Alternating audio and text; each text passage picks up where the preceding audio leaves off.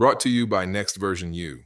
The story, the lesson in the field. He grew up with dirt under his fingernails and doubt in his chest. The world seemed to have been built for other people louder, smoother, more certain kinds of people. He was a quiet observer, more comfortable fixing fences than starting conversations. And though his hands were strong, his voice always seemed to falter. At school, he learned early that being unsure was mistaken for being slow. Words caught in his throat, ideas stayed trapped in his mind. So he listened more than he spoke and worked harder than anyone noticed. Then, one summer, he got a job on a local farm. The sun was relentless, the work unglamorous.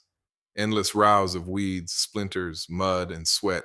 But there was peace in it, no judgment, no noise, just rhythm.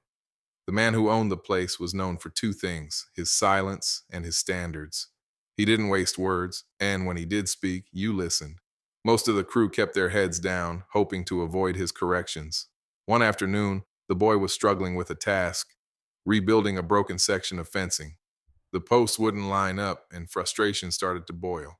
He was ready to quit when the old man walked over, examined the crooked boards, and without a word, took the hammer from his hand. He measured once, struck twice, and handed it back. "Try again," he said. The boy did. This time, the boards fit perfectly. "See," the man said, "you were just off by an inch. Most people are." Then he added, "Don't quit just because something looks crooked.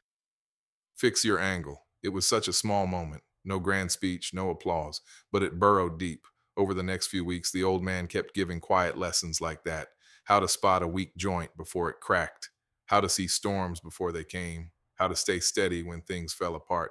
He never raised his voice, never shamed mistakes. He just kept handing the boy tools and space to try again.